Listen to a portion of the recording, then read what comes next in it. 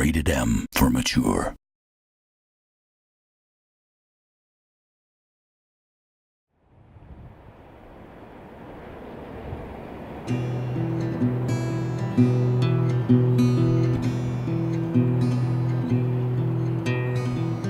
Well, we started Telltale because we wanted to make television-style video games. We wanted to make things that were really dramatic and full of awesome characters. When we set out to build episodes, it really was for us a lot about, wow, this is a lot like what TV does, and we can do cliffhangers and we can keep people engaged over time. Our core mechanic is in the investment in these characters. It's about how to tell a story and let the player take ownership of their part in this story. The Telltale ethos is kind of baked right into the name of the company. They're storytellers.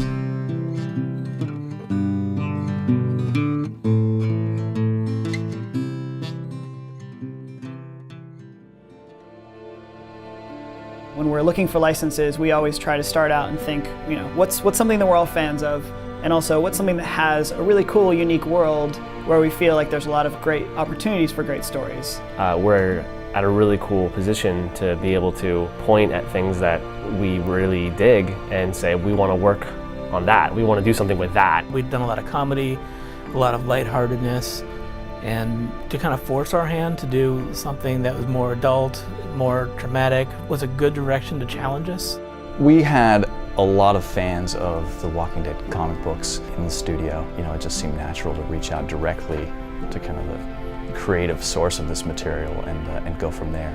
As I understand it, Robert, I think, was just pleased and relieved, as all storytellers together, the Telltale guys and Robert, I think they were all speaking the same language from day one. The thing that's important about The Walking Dead is that, it has heart and it has drama, and it's about people surviving in this world, and it's about how they deal with the end of the world and how they interact with other people and what that does to a person. Being able to pitch them a brand new character with a brand new story, but still keep the themes that he's worked so hard and over so many books to really explore was like a great experience. And he was really receptive to that. That's what appealed to me about Telltale.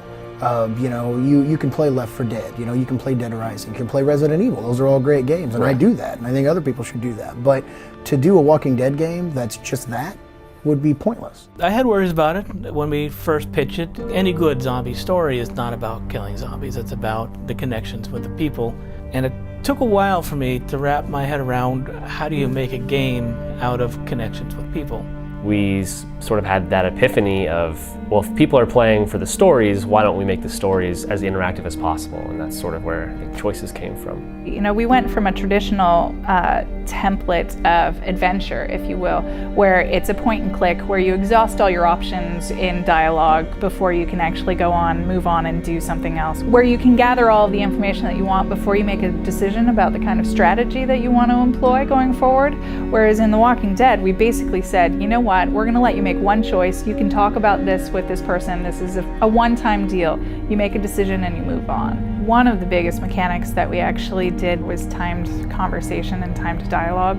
That was actually one of those things where we talked about it and we thought, oh, this might not work. This is probably not going to work, but we'll try it anyway. And we ended up trying it and really, really liking it in the pressure situations. Silence was a really fun challenge because we didn't want the game to stop. In the zombie world, stuff doesn't sit there and wait 10 minutes for you to make a decision. What if my parents come home? It really empowers you to reject the things that we thought. Like when you see 3 options and you're like, I don't want to say any of that, we give you kind of an escape hatch. I think that the concept of intellectual puzzle solving, kind of drifting away as we've seen in a lot of adventure games, and being replaced now by this kind of new emotional puzzle solving, because that's what I think of it as, is kind of trying to sort your way through moral dilemmas and moral puzzles. It's always been a big part of the Walking Dead universe. Again, the fun is both in writing and reading and watching those characters, is putting them into terrible situations and seeing how they react. The art style of Walking Dead was definitely based heavily on the books. Obviously the books are in black and white, so we tried to take that really graphic, gritty style that the books had. There was talk early on of making an episodic black and white game based on that, but the more that we dove into the world and started creating objects and assets, you just kind of start feeling like it's losing something, being a 3D game that's not in color. Our lead artist, Derek Sakai, put in a lot of work to kind of investigate styles that that felt reminiscent of that comic book style, but really was its own thing and had, maybe brought a little bit more realism and certainly color to the table, but kind of harkened back to the original source material. And then you added color to it, it just really popped, and it was something that was super exciting that we hadn't really done before. I hadn't seen us do anything like that in the past, but as soon as I started seeing artwork come in, I was blown away by that art style. I loved it. I wanted to be off of whatever project I was on at the time so I could get in and work with these characters and the environments that looked like nothing we'd ever produced. As solid as your writing might be, and as convincing as your animation is, and as well executed as your cinematography is, if you don't have the voice talent to support where you want to go emotionally, you're not going to be able to get there. So we pour a lot of focus into appropriate casting and making sure our casting sheets are developed enough that we can express the range that we want to hit. Lee was super, super hard to cast for. We actually had a previous guy in there for a while. And he actually read the entire script. He recorded the entire script. Really staying the course with our initial recording of Lee probably would have been the sensible thing to do, but there was a feeling that we could push further. Finding someone that could, not only just take that direction and create this three-dimensional character with it, but also, be able to do all the really draining emotional stuff that was required of Lee, and then the 10,000 lines where you're walking around looking at things and still making it. And it sounds dumb, but like with all the look-ats in a room, like little objects you can click on, finding someone who can actually make those sound interesting is a really hard task. We landed on Dave because we had worked with him actually in Law & Order, and we had one of our cinematic artists had recommended that we give him a try. Javier Espinosa. I will always love him. Like after a week of listening to him, you can't imagine anyone else.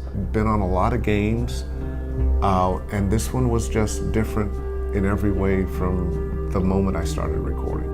It said it wanted the character to be very, very real. I would need to be able to go from being very quiet to very loud and angry. This is just a guy who life has kind of fallen apart for him. And his one chance to redeem himself in his own eyes, not for anybody else, in his own eyes, is to take care of Clementine. If Clementine doesn't work, the whole game falls apart. And so that was the scariest thing, I think, was casting her. Getting someone who understands the emotional complexities of what's going on with all the characters and being able to also sound like you're a convincing young girl is really tough. We got millions of reads of people doing little kids' voices, or they were actual kids who just didn't understand the subtext of any lines they were reading. And it was a really tough thing to do. We were sent the first round of auditions through my agency. All of the female characters called to me because they all had their own cool personalities or horrible personalities. But Clementine definitely called to me most. Playing a kid going through a zombie apocalypse, and the kid's not, has to be a strong, put together, independent-ish child, that just seemed like a really cool challenge. It's weird when you're in the recording studio and you're sitting in a chair and you're not looking at her, you're just listening to her record her voices. What should we do now? Then you turn your head and look over and you see Melissa there standing and then doing the voice and being into it. That's weird. Well, when I'm talking, yeah, it's like right here. It's all kind of like...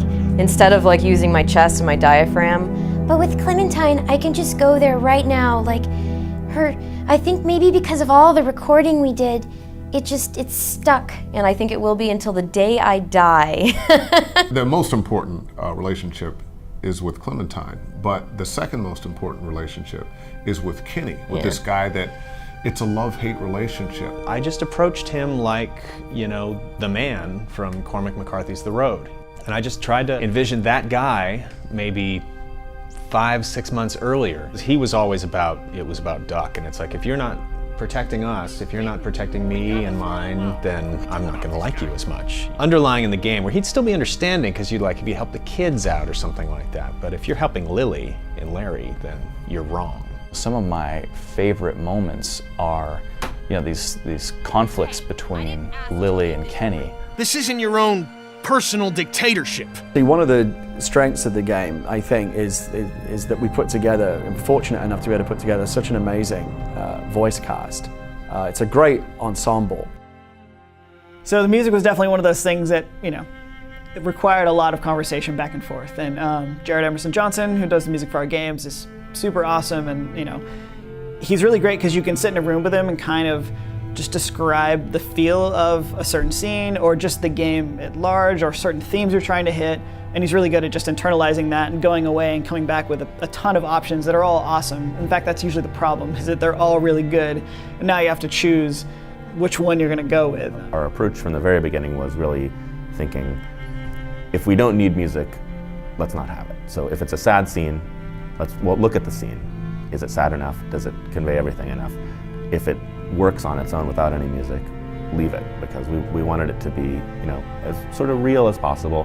And then it was pinpointing those spots where, okay, this could use a little lift, or, you know, this is really scary, we want it to really be shocking. They were very cautious about ever having the music lead the emotion. We always wanted it to be kind of supporting what was already there and never making it bigger the way that, you know, in some, especially in, you know, a lot of film, a lot of really big, epic, dramatic film, you know, the music kind of pushes the emotion even further than where it would normally go. And for this, we wanted to just have that ceiling of where the emotion is in the character performances and in the writing, and have the music just be right up there with it, but never pushing too far beyond, because it can start to get melodramatic that way. You know, some of these scenes that are really heavy, that even as a developer, you know, and knowing what's coming, I kind of struggle to get through dry-eyed.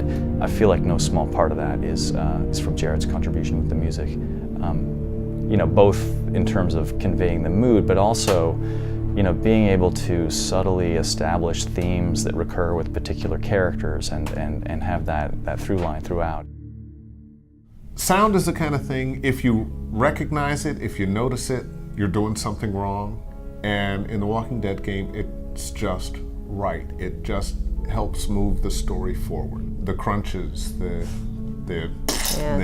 effective. Very effective. It's very effective. Like early on, we made a lot of impactful gore, axe hits and stuff like that. We took a lot of recordings of vegetables being snapped. But you get enough of this going. We got, I think, basically the entire Telltale office to do the zombie voices. Everybody wanted to be a zombie, so we got them into the studio and we just started recording them. And it's not as easy as we thought to kind of get that guttural, kind of nasty zombie sound.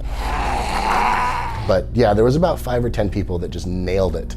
And then we did various things, you know, in post-production, like there's a babysitter zombie.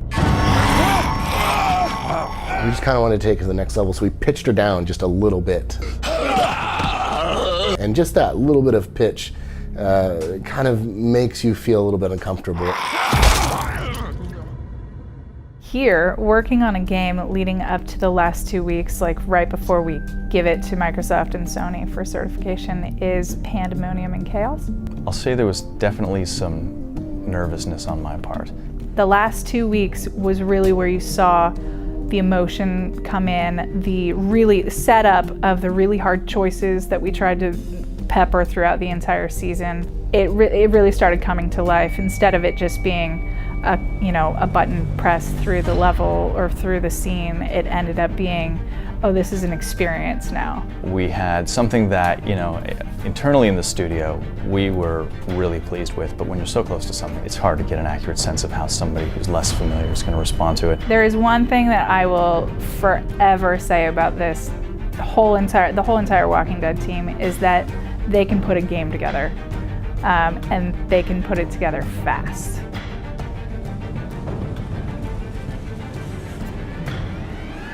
It was a weird thing to watch The Walking Dead grow up and go out into the public. We got a lot of response that we weren't expecting. I thought it was a special game. I thought it was a remarkable story. I thought it was risky.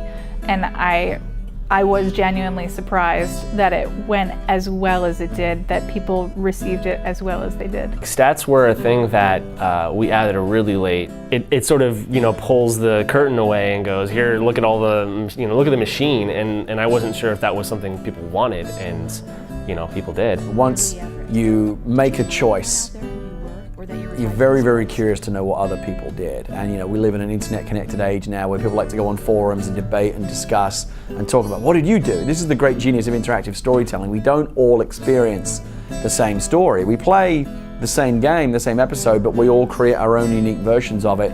Working in a live development environment, we've been able to take what people love about an episode and hate about an episode and address it in the next episode, because we're always in a feedback loop. We're always working with the audience, and the audience is bringing out the best in us. After seeing the numbers and seeing how they shifted, that really made an impact on the way we design things. We want that to be at the 50-50, so let's put the time and effort into making sure that we've built it up enough so that it doesn't go by. People understand what's at stake. People have to pause the game or want to pause the game and say, oh shit, I don't know what to do.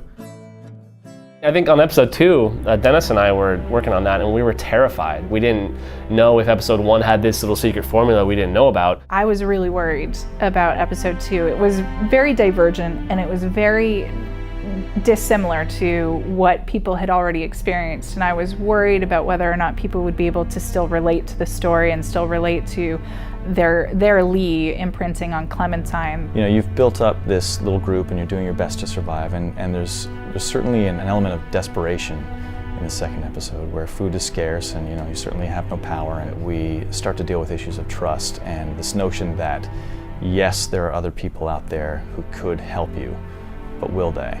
In episode 1, the entire internet community was just crying for Larry's blood. He's bitten! We gotta throw him out! I'm gonna kill him, Cat! And so at the time we were making episode 2, crap, we have this choice where people get to either help kill Larry or try to prevent Kenny from killing Larry. And at the time I thought, well, the entire internet hates this guy. The stat's gonna be 99% of people killed Larry, or helped kill Larry. And it was really interesting because then when the game actually came out, it ended up being not that at all, and a lot of people tried to help save him. Whoever you align with, you're going to be alienating that other person. You're fucking worthless, Lee.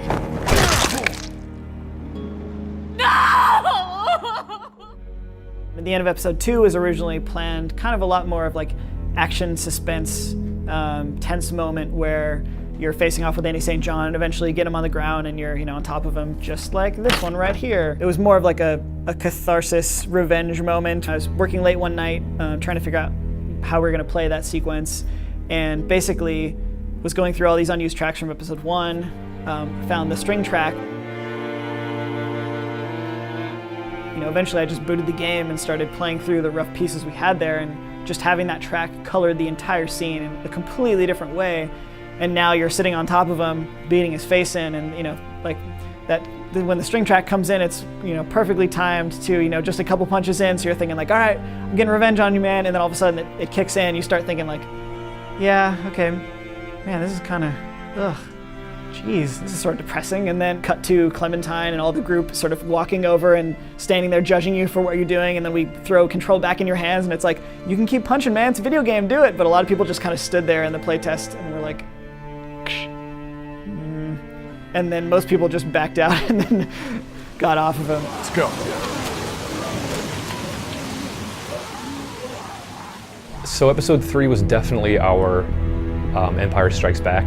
It was our dark middle of the season. You've been in this motor inn for several months, you sort of build up this life, and all of that gets taken away from you. All of the people you care about get taken away from you. I worked on the Doug Carly death in episode 3, and it wasn't working. Things were not feeling good. Everybody knew what was gonna happen.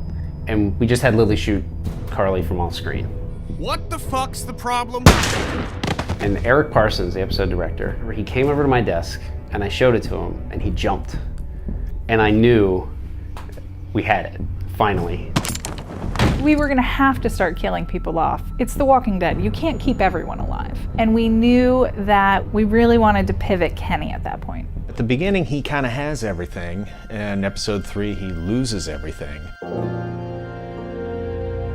what is going to happen with, it's like my wife is laying there, my son is laying there. What am I going to do with myself? It was difficult for sure because, again, it was that emotional challenge that I'd never really had before. But I loved trying it. It was a lot of fun. It's really important that we did the deaths in such a way that it really meant something to you. We're not trying to manipulate people. That's not the intent. It's definitely to sort of prove to you that in the Walking Dead universe, as is in the comic book universe, nobody is sacred. Nobody is going to come out of this alive just because they're your best friend. Omid and Krista being added to the group late in episode 3, you're at this real downer low point in the story, and as a player you're just like, oh my God, can this get any worse? And in comes Omid with this upbeat, positive attitude, which is there in the writing, but also, from a performance perspective. What's the deal with the train? We're driving it. Oh, man.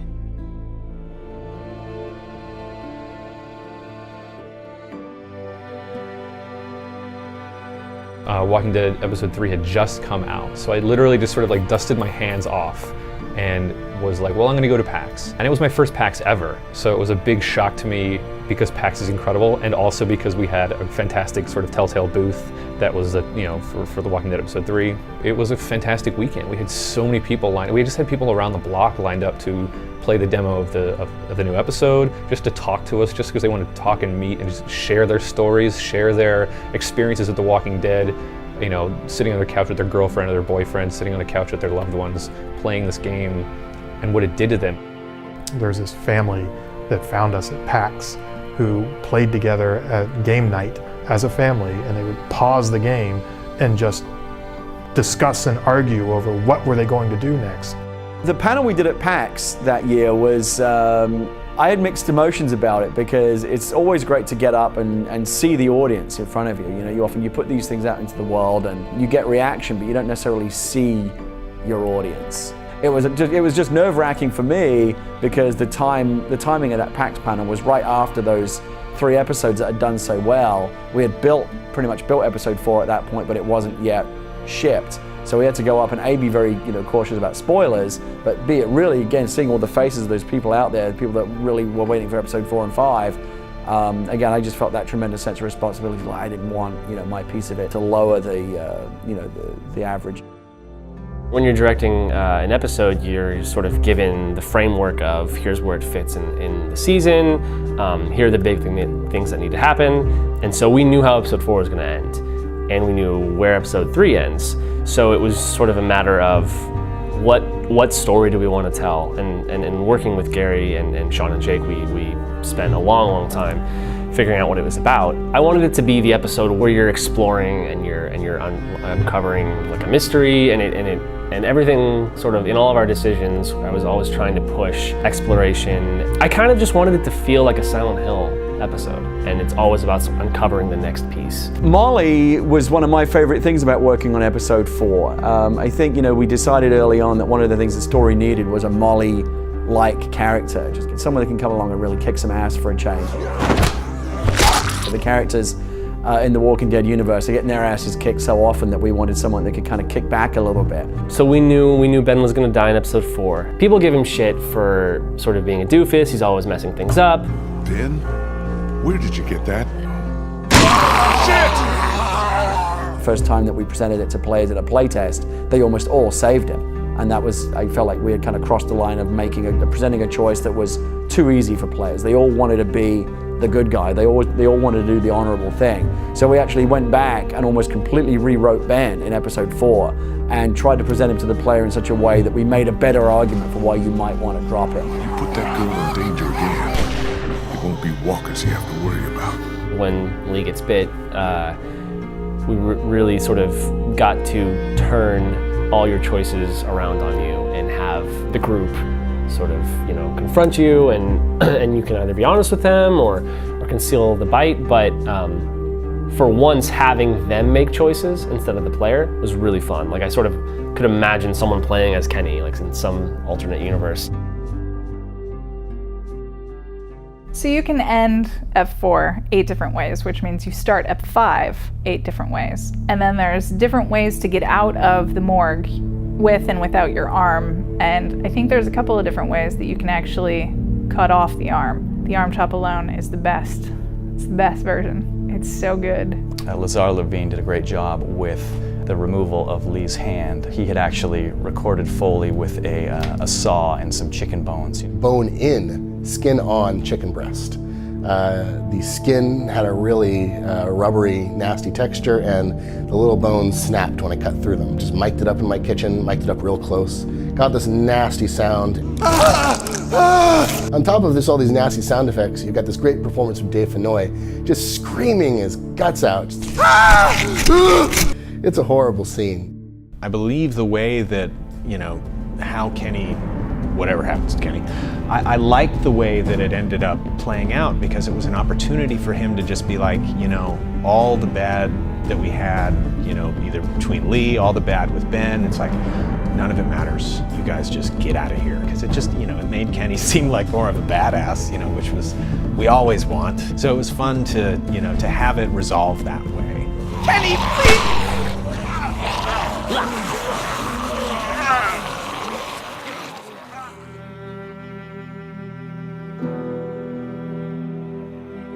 Well, I think we knew pretty early on that we wanted to tell this complete story of Lee's redemption and him doing his best to prepare Clementine in these, less than imperfect circumstances. It started at the place where he was a flawed character who had done some bad things and still had to answer for that. And that answer was to be a better person to Clementine at any cost. When Sean Vanneman said, oh, by the way, you're gonna die in episode 5. And my initial reaction was not great.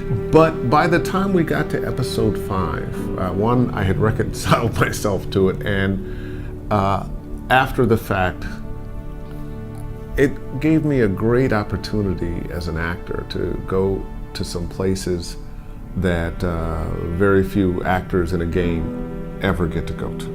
I would play that scene over and over again because I would help test and sort of check for bugs, and every single time it was difficult. It was one of those scenes where you'd see someone walking around, moping around, and they'd be like, you gotta go play the end of the game. I was gonna do the typical acting thing and okay, well, I'm gonna put on my sad voice and sad action. face and action. But what I discovered was I actually ended up crying, that I actually had these emotions. I went in and I was bummed out. I mean, I knew it was coming. The tears were, it was pretty instant.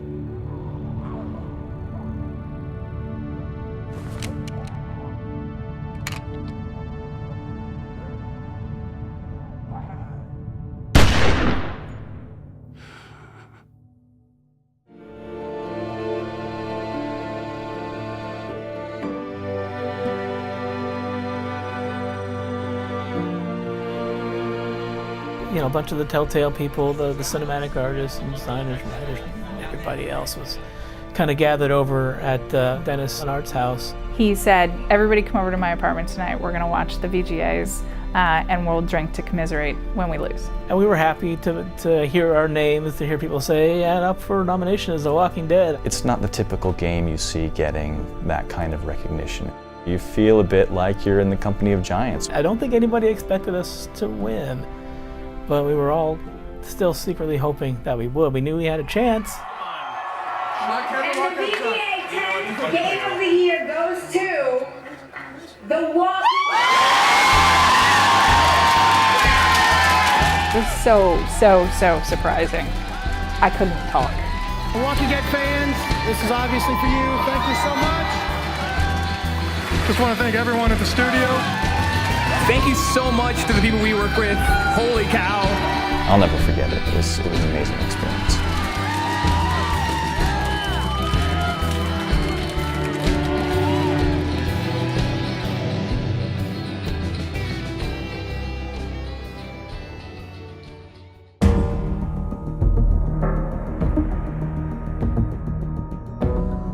When we sat down to talk about 400 Days, it wasn't even 400 Days at the time, it was just DLC. We knew we were going to do an extra episode. We wanted to have something that people could play while they were waiting for season 2, but we didn't want it to be the same thing as season 1. So we sat down and we talked a lot about what that meant. And then we came up with this idea of it being an anthology story, which is about not just one character, but 5. We didn't want to trample on the story that we had already told. We wanted to do something fresh and new and tell a story of a place. So somebody pitched the idea of having multiple people going through the same scene and it impacting different playthroughs. These are small vignettes that are putting you in a specific situation and just handing it to you and saying, what do you do? We really wanted it to have a reason to exist. We didn't want to just have it a little extra bit of Walking Dead, like, oh, it's a little extra snippet, you know. Even if you have nothing to do with the rest of the season, it's still a really interesting thing. And we wanted to try an experiment, try different ways of making a story. You know, Telltale's always trying to change the way that it makes stories and try new things and experiment. Let's mob them.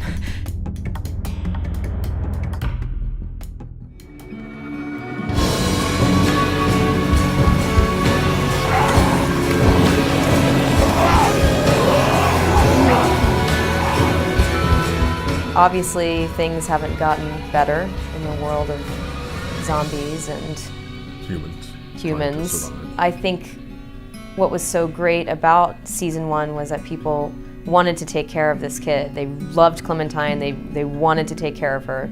And now the tables have turned and she's gonna be the one that you play. I guess initially I was like, well, people react to that. Maybe they would still want someone to step into Lee's shoes, and which you can't ever, never. But like I said, after reading the script and going into record, it just felt so right. Playing as a grown man and playing as a preteen girl, they have way different fighting styles. Clementine is very evasive. She's very trying to scramble out of anyone's way. Like zombies grabbing her, she scrambles out of the way. Uses the environment a lot more instead of brawn. She's no Michonne, you know? she's not there. And I think that's gonna be the essence of why people love her character, is because she still is Clementine, and there's an innocence and maybe even a slight glimmer of hope that still lives within her. It's posing some challenges, but it's also very cool because it's very different. We learned a lot through 400 Days, and we learned a lot through all of season 1. We're gonna take what we learned there and just amp it up for season 2. We've heard a lot of people say, you know, you're gonna play Clem in season 2, you better not hurt her. She's in Robert Kirkman's zombie world. The player is pretty much the only thing she has going for her at this point. I want to see what happens with Clementine. It's the Lee in me that still wants to protect Clementine and you know, is rooting for her. I think she's gonna do you proud. All right. That's what I want to hear.